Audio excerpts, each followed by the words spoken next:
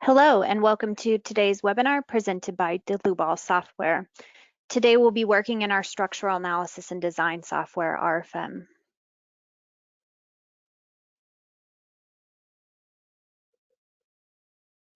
The topic for today's presentation is Rhino Grasshopper integration in RFEM 6. My name is Amy Heilig. I will be your moderator today, answering any questions you may have. I'm the CEO of the US office and I'm located in Philadelphia, Pennsylvania. I'm also joined by my colleague, Siska Choa, who will be also a moderator today. She's a technical support engineer. And lastly, Alex Bacon, who will be our presenter. He's a technical support engineer, also located in Philadelphia, Pennsylvania. If the control panel does seem to get in your way when you logged into this GoToWebinar, feel free to show or hide that with the orange arrow up at the top. We always want to encourage everyone to ask questions throughout the presentation. You can do so within this same dialog box. And if by chance we don't get to all your questions, we'll certainly send you a follow-up email afterwards. And with that said, I'll go ahead and turn it over to my colleague, Alex. Great, thank you, Amy, for that introduction. So regarding the content for the next hour for today, first I would like to start off with going over some general information. And then the next bit of information will be the data exchange between Rhino and RFEM 6. And then I would like to end with the data exchange between Grasshopper and RFEM 6. So first, I would like to start with some requirements and installation information. The first important step is to install the Rhino plugin, and this must be done manually. And this is different from previous versions, so it's pretty easy. You just need the full version of RFEM 6 or the trial version of RFEM 6 installed, and then you just need to locate the file Líbilo RFEM6 plugin.rhi at this file location shown here, and then just run the file here to install it. So most programs communicate directly with each other. RFEM5 used to use the COM add-on to do this, but recently with the newest version of RFEM6, we replaced this with the web services. So at the moment, it is required to have the web services license purchased to use this direct interface. In the future, we do plan to remove this requirement, and every direct interface made by us, for example, soon Tekla and Revit, will not need this license. So if you would like to test or use this right now, just email us and we can set you up with a web services license. Then you need to start the server to use web services. It's pretty easy. All you need to do is go under the program options and settings in RFEM 6 and make sure this option here is checked on, and then the plugin will be ready for use once you open up RFEM 6. Next, let's go over a rough overview of the plugin itself. So the Rhino plugin, Rhino Grasshopper plugin, is actually made up of two plugins. The first is the Rhino RFEM link, which is pretty similar to the past. So with this link, basically you have the options to import and export and this transfer simple geometry like lines and surfaces. Materials and sections are not included with this transfer, and so we did improve on this a little bit. And the other link is the Grasshopper RFEM link, and we have a little bit of more changes when it comes to this link. So mainly the export, but now you are also able to import as well. And then you are able to control aspects like model data and supports. And when it comes to the export, you have more control over the structural analysis. Additionally, load cases and combinations can be accounted for, which was a big request from our users, along with loads. As a side note, not all loads or every feature can be controlled by Grasshopper. We tried to pick the most common ones. And so if we are missing something, please let us know. It's pretty simple for us to add additional features in general. So now, for those who might not be too familiar with what I'm talking about, I would like to go over the workflow. So in general, Rhino and Grasshopper in combination with the Líbilo plugin is an alternative method for model generation. So instead of using RFEM6 to generate the structure, you can use Rhino and Grasshopper to generate the structure and generate lines/services based on algorithms. So this is more like programming instead of drawing. And in those algorithms, you can assign parameters to a structure, and then you can, at the end, just enter in parameters and use the Líbilo components to assign additional info like cross sections, materials, eccentricities, and thicknesses. At the end, you get a structural analysis model in RFEM6 that you can analyze and design there. And then the results can be compiled and visualized into documentation in RFEM. And what we recently just implemented is the option to import back into Grasshopper. And this lets you read the results from the analysis in RFEM6 back into Grasshopper. So with those results, you could run additional optimization routines or use them to visualize the data. So with that said, now let's start with looking at the simple plugin between Rhino and RFEM6. So I'm just going to open up Rhino here on the right-hand side and RFEM6, Rhino on the left-hand side and RFEM6 on the right-hand side. And you can see on the left-hand side here, I have a small Rhino structure that consists of surfaces and lines. So I have my surfaces here, and then I have my beams, which are also made out of surfaces. So for example, if I click on the details here for my beam, you can see that it's made out of NURB surfaces. I also have defined here some layers. So I have my roof layer, which I can turn on and off, my diagonals, and then also my beams. So now let's say we would like to export this model into RFEM6. So after the installation of the plugins, you should see up in the top here a tab for RFEM6 with two buttons included inside of it, the export button and the import button. And if I click on the export button here, you have a couple of additional options and settings you can change around. So first setting is you can overwrite a model. So with this option, everything in RFEM will be deleted and the new model data will be transferred over, or requested by our customers is the append option, which keeps the data previously defined in RFEM. I'm going to keep this set to overwrite, and the next option is the ability to flip the global z-axis. I'm going to keep this unchecked. And then you can also add in a shift offset. Keep in mind these values for the shift offset are related to what's defined in Rhino. The last bit of options here are for selecting layers that we want to export. You can also just export objects that you have highlighted in the model in the background. And also hidden objects will not be exported, and that's not an additional check you need to worry about. So what we'll do here is we'll just select our roof layer and our diagonals to be exported. And then we're also going to keep this option to use layer identities checked. And what this will do is create visibilities in RFEM using layer names. So before I click OK, I also wanted to point out in RFEM6 here, under options and program options, and then scrolling down, this is where you can check on the option to have the server for web services start automatically with the application. So you have to make sure this option is checked as well. And so now I can click OK to begin the export process. You'll see up in the top here in Rhino, you'll get some statuses in the command bar. And then in RFEM, you'll get a status in the lower left-hand corner telling you that the application is locked by connection of an external application, aka Rhino. And then right next to that, you'll get a red abort button as well. And so then you'll see the status pop up in the lower left-hand corner here. And then once you see your model appear in RFEM, the export process is actually complete, even though the status is still here in the bottom left. So all you need to do is click on abort and click yes, and then the export is complete.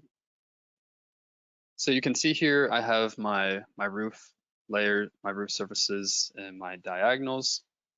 And so I could create a model or a structure in RFEM 6 out of this, but I'm not going to show that today. What I do want to show is and talk about are the layer identities, which was the last option that I checked in the export dialog box. So if I go down here into my tables and I go under the tab surfaces here, I can scroll all the way over to the right, and you can see that my surfaces have a roof comment that are my roof surfaces, and then my diagonals have a diagonal comment. So this is beneficial because we can then create user-defined visibilities, or so-called object selection in RFEM 6. So if I go down here to my Views tab, and I click on this button here, Create New Object Selection, this is where we can create object selections. And my first object selection I want to create is going to be for my roof. And then under surfaces, I want to set my definition to comment, and I want to choose all of these surfaces with the comment roof.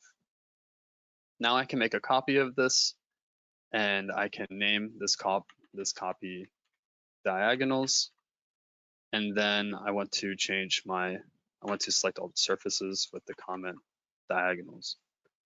And so now I have both of those object selections. I can click OK. And now under my visibilities tab here, you can see I have object selection, and I can turn on and off either my diagonals or my roof. So this allows for some customization when it comes to object selection. And so nothing really else to show when it comes to exporting from Rhino to RFEM 6. So now I would just like to show you an import example using a different structure. So I'm going to pull up a different structure in RFEM 6, and you can see here my structure. So side note, I did get this structure from our website. So on our website, we have a page that's called models to download. And on this page, I simply filtered to tensile membrane structures and RFEM 6. And you can download and take a look at any of these structures here. And I encourage you to do so. I chose this one for our example today. So now I'm going to go through and show you how you can import a model back into Rhino. So I'm going to delete my example here. And then I'm going to go up here to my import button. And you can see I have my options here. They look very similar to the export options. I have the option to flip the z-axis, which I'm going to do. And then you also have the option to add in some shift offsets. And then over here on the right-hand side, you can define the layer that you would like to import into. These layers are previously defined in Rhino. So you can choose to import into the current layer, or you can choose to import into a specific layer. For example, let's say I want to import into my roof layer. So now that I have these settings created, I can click OK. And then very quickly, we should see the model pop up in Rhino, like so. And so now you can see that I can click import here, and you can see my model here has popped up here, and I can view all of my lines and all of my surfaces that were created. So now that's basically all of the information and how you can import and export between Rhino and RFEM. So now let's move on to the Grasshopper and RFEM link, which is a little more interesting in my opinion. So I'm going to go up here, and I'm going to open and launch Grasshopper. And so once you have the plugin installed, you should see a new tab appear called the Doable menu. And with this creates the RFEM 6 components. So these components are placed into 3 different groups here. So the first group here is all about loading. So you can see we have nodal loads, solid loads, line loads, and member loads, etc. And then along with that loading, we have load cases, load combinations, and static analysis settings, etc. So all of the loading needs to be accompanied with load cases and such. So you can see that all organized there. The second category is our model data. So we have basic model data like nodes and lines, along with members. And then every member in RFEM is required to have a material and a section assigned to it. So we have those components here. And then we have our surfaces, and every surface in RFEM requires a thickness to be assigned to it and material. And then we have our nodal supports and all of our other supports. Then just recently added, we have our solid gas component here. So along with form finding, you can create solid gas components as well. So everything is organized in one place here. And now the last category here is our import and export components, and along with our data component and filter component for importing. Let's just take a look at one of our components here. So if I just drag my member component here into my workspace, you can see that we have all of our required inputs here on the left-hand side. And then after filling out the required inputs, we'll get a member that will output on the right-hand side.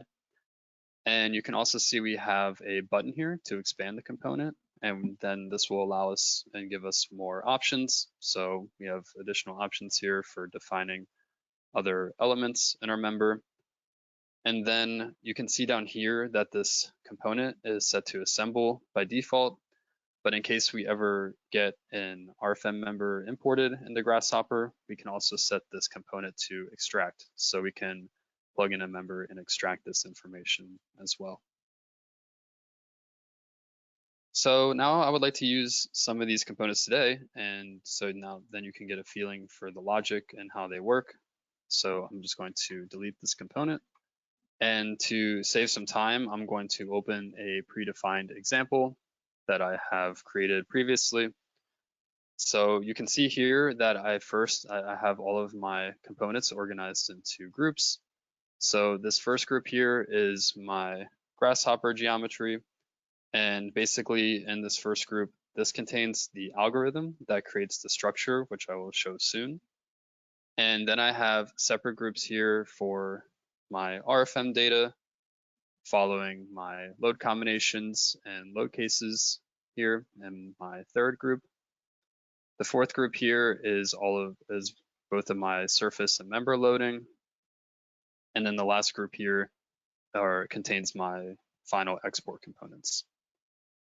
So I don't have time to show all of this today or how to create all of this today, but I will show you the first steps and explain what I have here in this bigger example. So again, regarding the structure, like I said, I have my Grasshopper geometry algorithm here. And with this algorithm, I wanted to create a simple structure with some beams, columns, and a slab on the bottom. And so if I take Grasshopper here and I move it to the right, we can see over here in Rhino, this is the structure that is being created by this algorithm here on the right-hand side. So you can see I have my simple stadium here. And while creating this algorithm, I assigned some parameters that I can use now to modify my structure pretty quickly. So for example, I can modify the amount of frames that I have in my structure here pretty easily. I can modify the length of my stand here, along with the height, the column overlap, the beam overlap, the length of the roof here, and also the amount of bracing that I have in my stand. So you can see that changing, and all of these parameters are based on this geometry. So lots of dimensions have been parameterized, and as a result of this, you get lines at the end here. So if I change my display here, you can see I get my bracing lines, I get my stand supports, my beams, along with my columns and my base plate, etc. So all of these lines are going to be a base for my RFEM model. So all of these lines and surfaces are going to need materials and cross sections assigned to them so they can be exported. So that's what I'm going to show now, basically. So let's say that I want to start modeling an RFEM 6 model in Grasshopper. I have all of my geometry created here. So I'm just going to move this downwards. And let's say we wanted to start with a fresh model. So every model is going to need materials and sections, like I said. Doesn't really matter what this is. What I recommend first creating is a material comp. So let's go up here to my model data, and I'm going to drag down a material component. And you can see with this material component, I have my inputs for it on the left-hand side, and then my output is going to produce a material. And so the 3 inputs to fill here are not all required, but the first one is we're going to need to define a material number. So this material number can be anything. I can just create a number slider. And this is the material number that is going to be defined in RFEM. And it's not required, so if you don't define a material number, this will be automatically assigned during the export. But I do recommend always assigning an index number for these because it'll help you out a lot in the long run in Grasshopper. So the next bit of information is the material name. So with this, let's say, for example, we want to use the material steel 8992.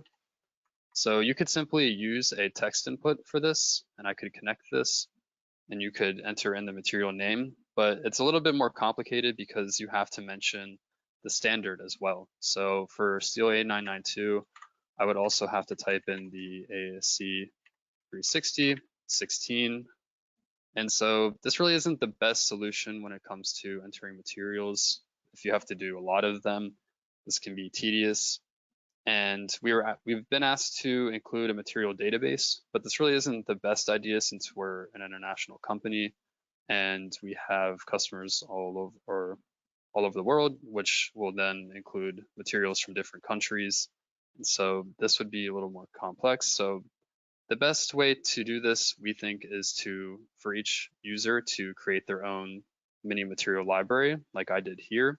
You can basically just create a list of the handful of materials that you commonly use throughout your projects. And then you can take this list and you can just copy and paste it throughout all of your projects.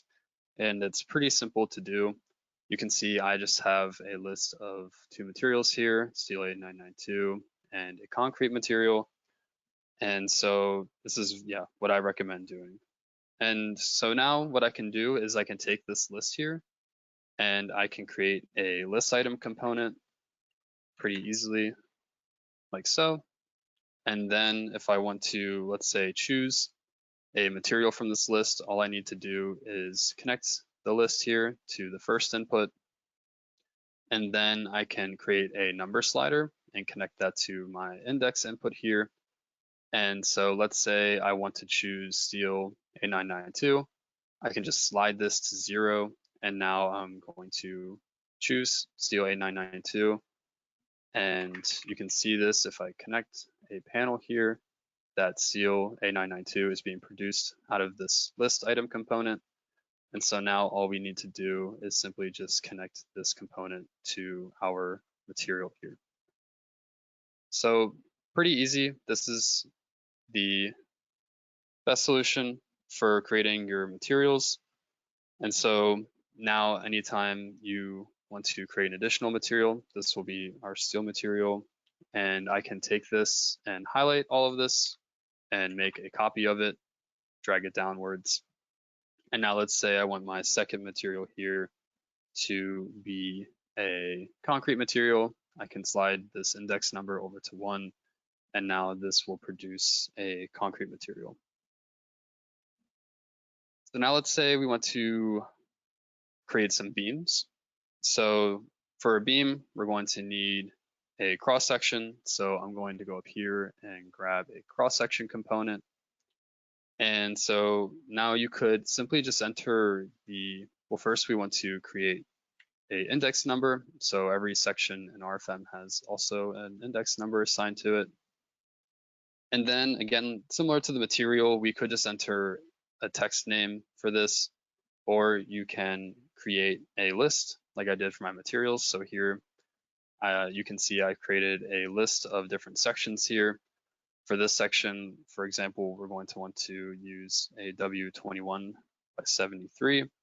So I'm just going to copy my list item component here, bring this downwards, and I'm going to attach my list here into my list component, and then I can simply just set my index slider to 0, and this is going to produce my W21 by 73, and then I can plug this into my section component here for the name.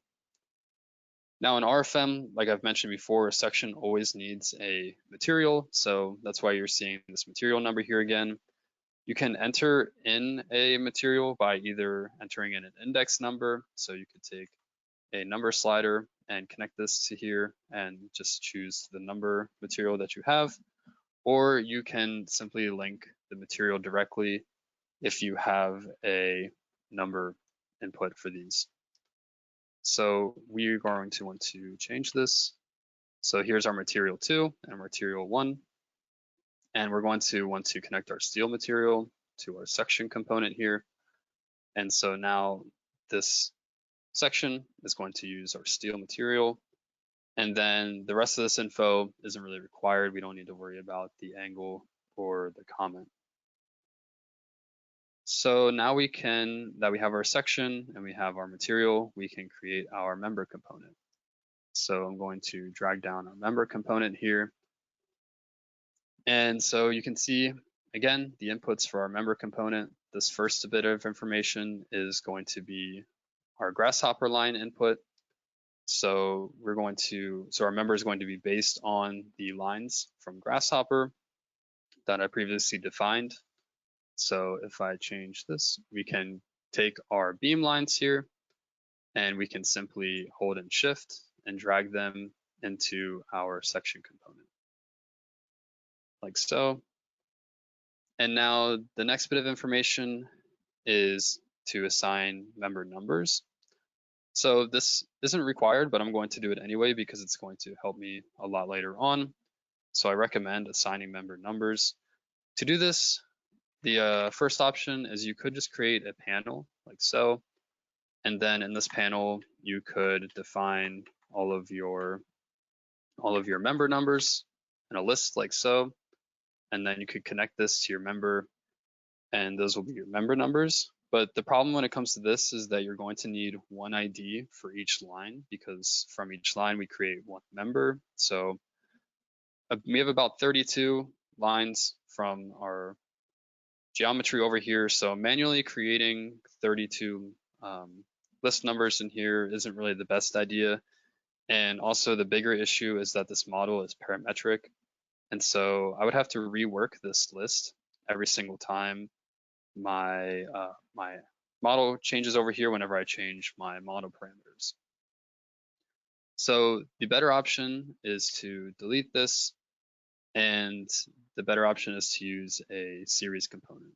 So I'm going to create a series component here, and with this component, this is going to create a list, and this list should start at 1. So I'm going to create a number slider, and so this is going to start at 1. And then I also have to enter in the step. And so I want the step of this series to also be 1. So now the number is going to, or the series is going to start at 1, and then the next number is going to be 2. And now the next information we have to input into this component is the count. So this is basically how many curves or lines we have, and this component needs to count them. And so we want to create a list connecting the two curves, these two beam components, into this series component.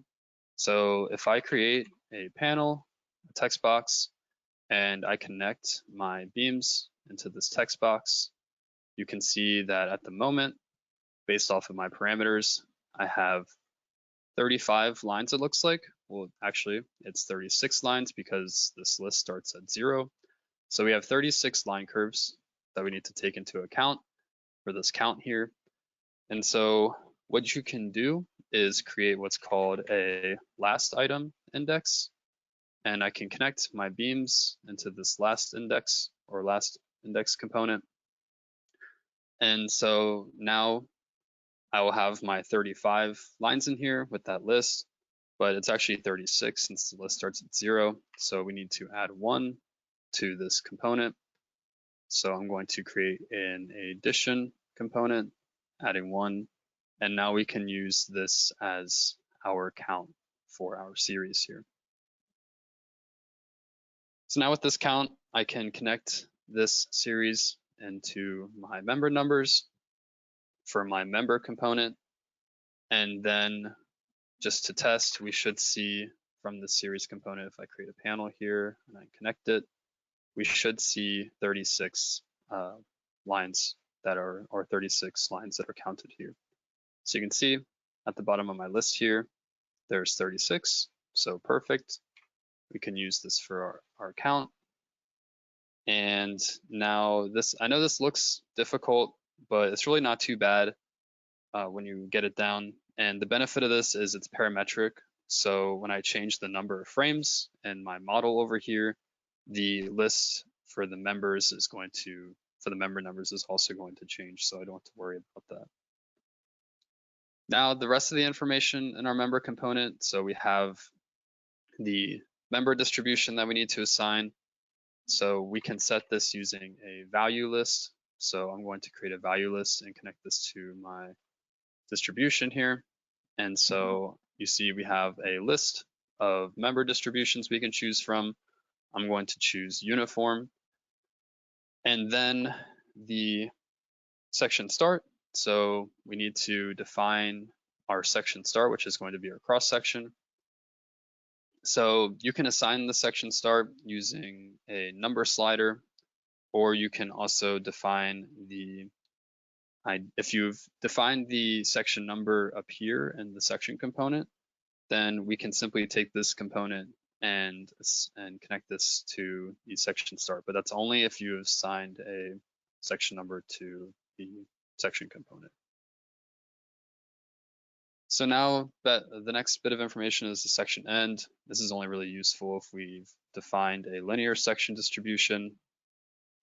Then the member type. So this is also controlled by a value list, so I can just connect that.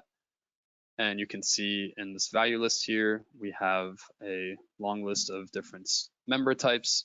So we have beam, compression, rigid, tension only, truss. So I'm just going to keep this set to beam. And now we have a little bit of additional options here. So we can choose a rotation type. And this was highly requested. Before, you could only change the rotation based on a rotation angle, but now it can also be related to a specific node. And I do use this in the larger example above, so I'll show you how this works later on. But then you can also define hinges and eccentricities as well. So that's everything regarding the member component. And now let's move on to the surface component.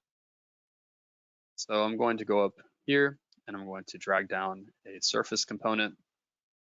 So the surface component is also based on Grasshopper surfaces. So we can connect the Grasshopper surface that I created into the first input here. So I'm going to move over here and take my bottom plate lines, and I'm going to move it over. Let's move my component a little closer and connect it.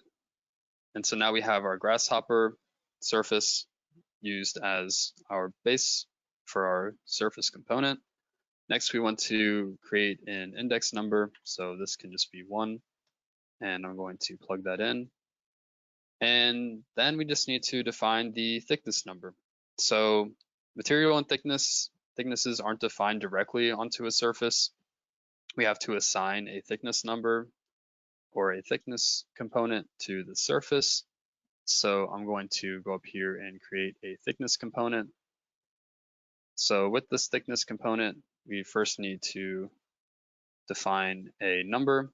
And I did want to mention this logic for assigning a thickness to a surface comes from RFEM. So if I go back here to RFEM and I create a surface, you can see every surface here has to have a thickness and material assigned to it, and each of these has their own index number applied to it. So back to Rhino, we can create a number for this thickness component and assign that. And then we also have to create a material number. So we can go up here to our concrete material, and I can drag and connect my concrete material to my thickness material down here. So now I'm using my concrete material. And now we need to control what the actual thickness of the surface is going to be. Now, very important to know, all of the components in Grasshopper are using SI units. So something like this thickness unit here is referencing meters. So what we need to do, and what I recommend, is if you're using imperial units, is to create some conversion components. So for example, I could create this conversion component and name it inches to meters. And then to convert inches to meters, I would have to divide by a constant of 39.37 and connect this. And then let's say I want this surface thickness for this concrete to be 8 inches. I can simply just create the slider, set it to 8, and then I can simply connect this component into my thickness here. And now I'm going to have an 8-inch thick surface. And so then you can simply just create a blank file with all of these conversion components, and you can just make copies of them and plug them into anything that you need to, for example. So that's the workflow I recommend for converting. And also we can add a comment, that's optional. And so then all we need to do is take this thickness component and plug it into our surface component up here. And so now our surface has a thickness assigned to it. We also have some additional more options here. So we have stiffness type, which you can assign. And then also there's the ability to add in or to define the surface based on lines and geometry type. So surfaces are based on, right now my surface is based on Grasshopper geometry, but you can also base a surface on boundary lines and geometry type in Grasshopper if you'd like. And so with that, now we want to create some supports. So when it comes to supports in Grasshopper, we have a couple of different options. We have nodal supports, we have line supports, and then we also have surface supports. So we integrated a lot of features into the nodal supports component here. So if I click on more down here, you can see that you can now base a support on a specific angle, and you can also base support according to a specific direction, as well as a specific plane and specific node as well. So I'm going to focus on my surface support here. So I'm going to delete my node and line support. And with this, we need to give it a number. And then we need to assign a surface number to it. So I can just simply take my surface component and plug that into the surface number input here. And then we need to define the translation degrees of freedom, X, Y, and Z. And you can see when I hover my mouse over one of them, I get a comment that tells me how to define them. So you can see you can create spring constants. And again, this is according to SI units. So that would be Newton per cubic meters. I recommend creating a conversion component for that if you're assigning that. And then the other two options, if you want to fully release this degree of freedom, you would enter in 0. And if you want to fully fix a degree of freedom, you enter in IF or infinite. So for these 3 degrees of freedom, X, Y, and Z, I'm going to enter in INF and hold shift, and I'm going to make sure all 3 of these are fully fixed. And so, yeah, so now we have our surface support assigned to our surface. And so far regarding the model data, that's basically how you can start. And we can go up here to my larger example. And we can see in my larger example up here how I define my model data. So you can see I have all of my materials right here. And then I have all of my sections defined as well. And with these sections and materials, you can see they all connect and help define my members over here on the right-hand side. So I have my main beams,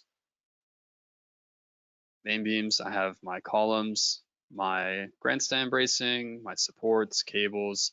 You can see my cables are set to tension only, and my joists are set to truss. And so this is what I have defined here. You can also see for my columns here, I'm utilizing our new feature, the help node, and you can see I'm referencing the rotation plane XZ of the member, which is the strong axis of my columns. And so then I'm using some help nodes up here. So if I go back down to my geometry here, you can see over on the right-hand side in Rhino, these green nodes that all line up with my columns are what I'm using for my help nodes. And then if I click on, you can see for my columns, these are all the columns that I'm referencing. And so now the strong axes of my columns are going to be in the correct rotation, no matter even if they're going along this curve here, because I'm referencing these help nodes. So that is the benefit of using help nodes and your model data here. And then at the bottom here, you can see, lastly, I have my thicknesses and my surfaces along with my surface supports. So that's all I have and defined in my RFEM model data here. And so the next thing to move on to, or the next aspect to move on to, is creating load cases. So I can create a load case comp up here, and I can drag that down here. We can see with my load case comp, I can assign a number, and then I can also assign a name. So I'm going to name this load case dead load. And I can simply just connect that into the name. And then the next bit of information is the static analysis settings. So static analysis settings is something we also have to define in Grasshopper, and this follows the logic in RFEM 6. So if we go back to RFEM 6 and I create a new load case here, you can see that a load case has to have a static analysis setting. And by default, this is set to geometrically linear for load cases. So what we need to do in Grasshopper is to go up here to our static analysis setting comp and give this a number as well. So I'm going to assign that, and we're going to make that number 1. And then under the static analysis setting comp, we need to give it an analysis type. So we can use a value list here to do that. So I can connect to my value list, and we can choose geometrically linear from this list. And then the next option is exceptional handling, which is for structures that have a lot of tension-only members and tend to fail under vertical loading situations, causing instabilities. And so this option can be turned on using a Boolean toggle. So if I create a Boolean toggle, I can connect that. And whenever this is set to true, we're using that option. And when it's set to false, that option is turned off. So now I can connect this to my load case. And then the next information to assign is the action category.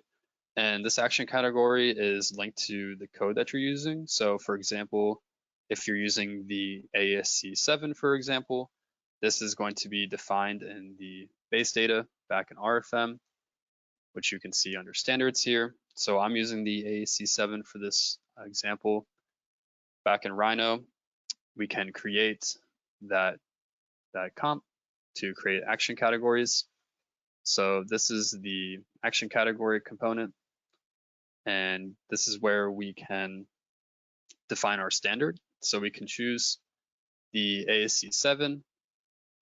I can move this over, and then since I chose the ASC 7, then we'll get different action categories depending on the standard that you choose. So I'm just going to choose dead load and assign this action category to my load cases. And you'll also get different design type situations or design situations, which we'll go over in a little bit, depending on the standards you choose. And so that's how you can define your action category. And then back under the load case comp here, we can click on more and we have additional settings here. So we can activate self-weight here using a Boolean toggle.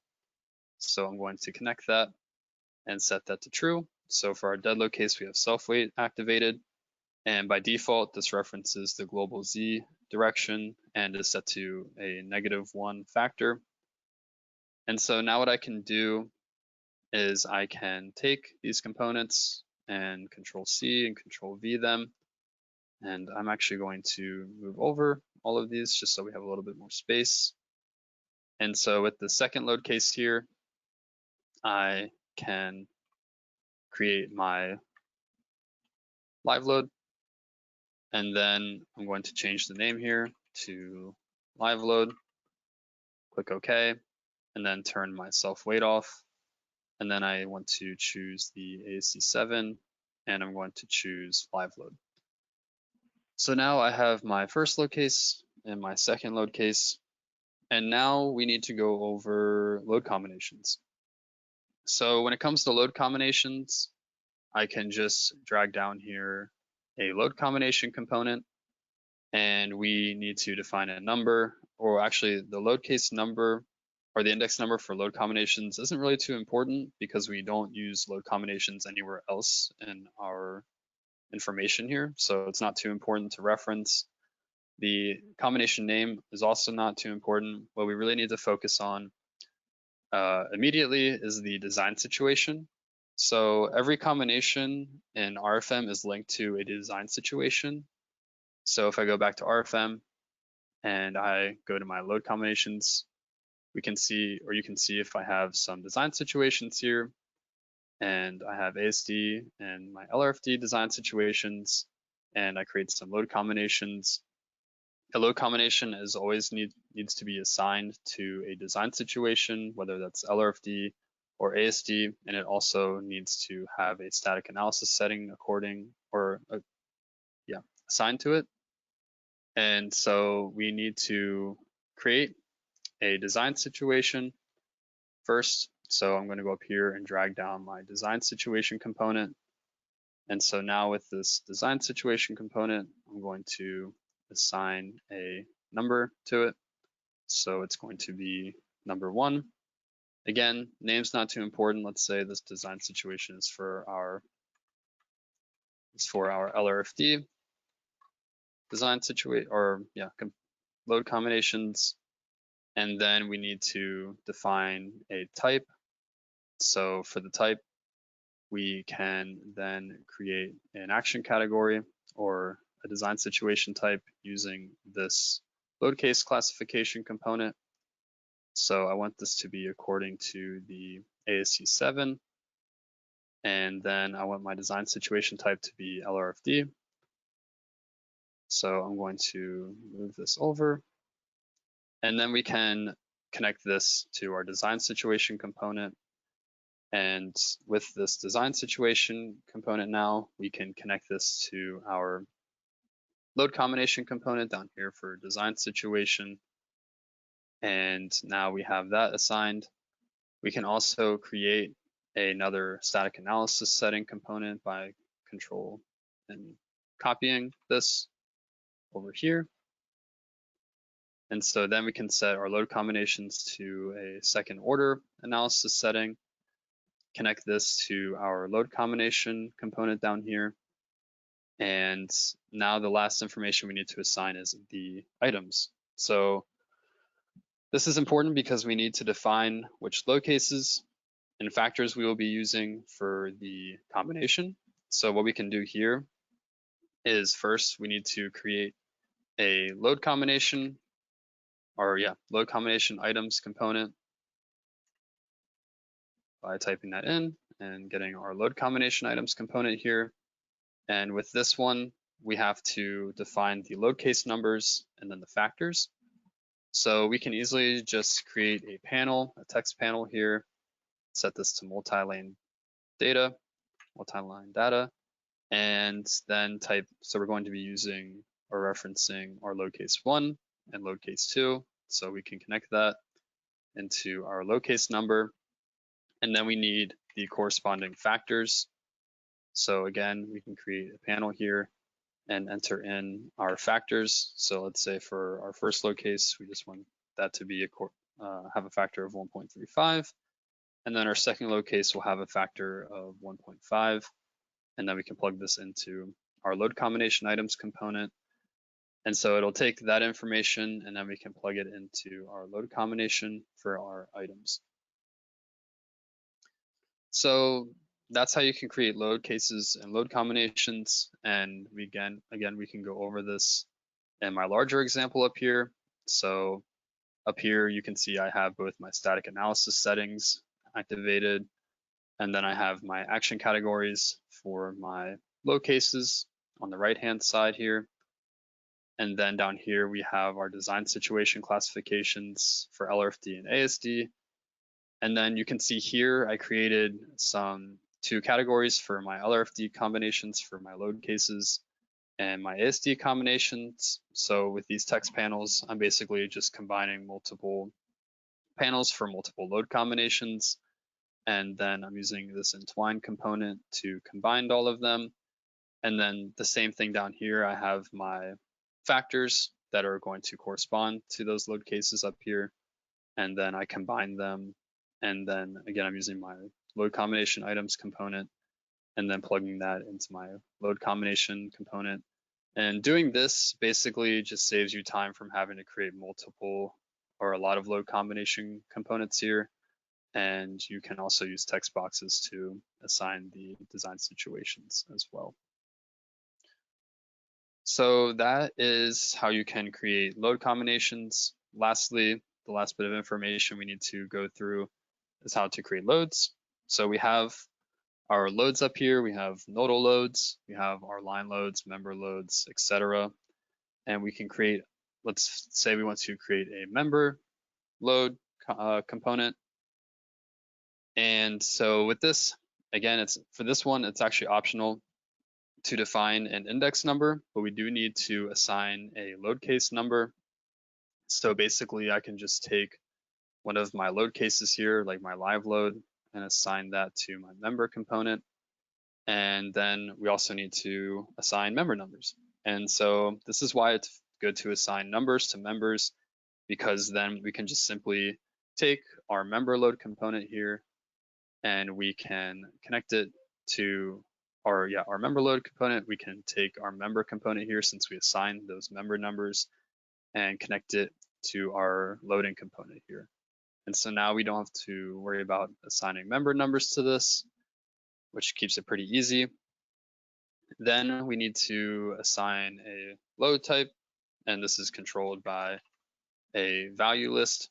So I can plug in my value list here, and you can see we have a bunch of different load types. I'm going to choose the load type force. Then the load distribution is also controlled by a value list. And you can see here we have a list of different load distributions. I'm going to choose uniform. And then our coordinate system, I'm going to choose the local coordinate system, which is set to 1, or you set 1 for the local coordinate system.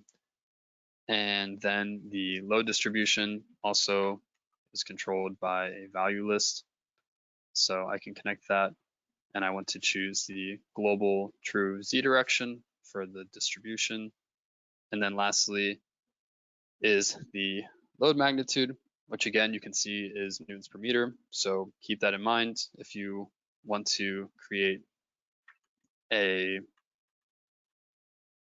conversion component for this, you can simply create a multiplication component like this, and then you can name it something like pound per foot to newtons per meter. And let's say we want to have this loading be 1,000 pounds per feet.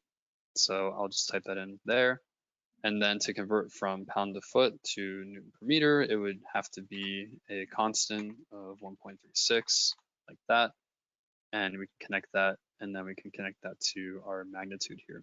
So again, you can take these, create them, and then save them and use them whenever you need to in a separate file. So now that we have all of our components created, we can create the export component. So we can go up here to our export component and create it and drag it down into our workspace. And the first information here is the run input, and we can create a button component to connect to this. And so now every time we press this button, it will activate the export. The other option for this is you could use a Boolean toggle and connect this instead. And then every time you have this set to false or to true, anything you change within Grasshopper will change in RFEM, and this will be a live feed. So you could see things update live in RFEM while you're changing and creating data in Grasshopper. So I'm just going to choose or stay with the button. And then with this component, we have the input data. So everything that we want to export has to be connected to this input. So I'm going to hold Shift down, and we have to connect our member load here. We also have to connect our load combination component and our static analysis settings. So all of this has to be connected, our design situation, and our load cases, they also have to be connected. So we'll connect our load cases like so, along with our other static analysis setting here. I'm going to change my display. And then we also need to connect things like our surface support here, along with our surface itself, and our member, and our section. And then our materials need to be connected as well to this component. So we'll connect all of our materials to that input, and our thickness also has to be connected to here as well. And so yeah, all of that needs to be connected like that.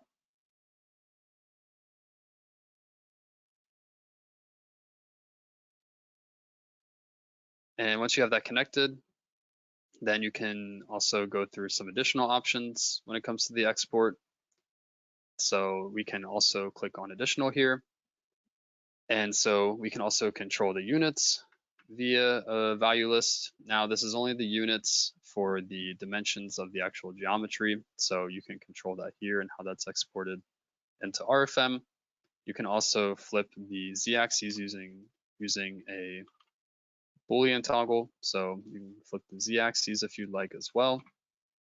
Tolerances, I really wouldn't worry about tolerances too much. And I would only worry about tolerances if you have nodes that are very close together and they become merged in RFEM during the export. And what you can do is back in the settings in Rhino here is you can go up to tools and options. And then under units here, you can also change the tolerances here in Rhino. So that's how you can modify the settings there. Also with the Boolean toggle, you can choose to, if you want to overwrite the data in RFEM or not. So if this is set to true, every export will overwrite the existing data. And if this is set to false, this will add new data to an existing RFEM file. So basically we have the option to modify an RFEM file because you have to assign IDs if you assign IDs to every component in your Grasshopper file, then only those components will be modified. So for example, with an ID for a member, if I want to change a single member with an ID, I can do that pretty easily and modify a file in RFEM. So now we could start the export. I'm actually going to just export this larger model up here, which you can see is about the same. So I'm going to move Grasshopper over, and then all I need to do is click the button here on my export. And then you can see the status down here, and RFEM will change, again, telling me the application is locked by a connection of an external application. And it'll show me the abort button on the right-hand side. And then, like I said, once you see the model appear in the graphical window, that means that the export is finished, and then you can abort and you can then finish up looking at the model in RFEM. So this should only take about a minute or so. It should be pretty quickly. And then, like I said, once the model appears in RFEM, then you can hit the import button and the export should be finished.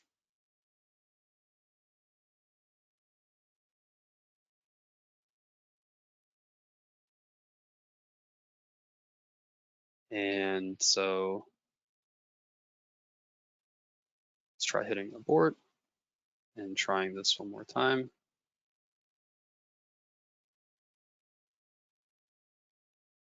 And you can also see in my Grasshopper example here, I have all of my inputs connected. So everything should be working properly.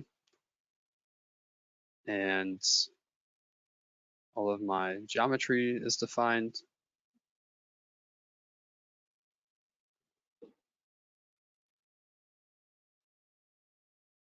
And so what I can do is click abort.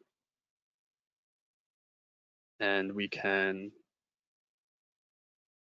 go back here.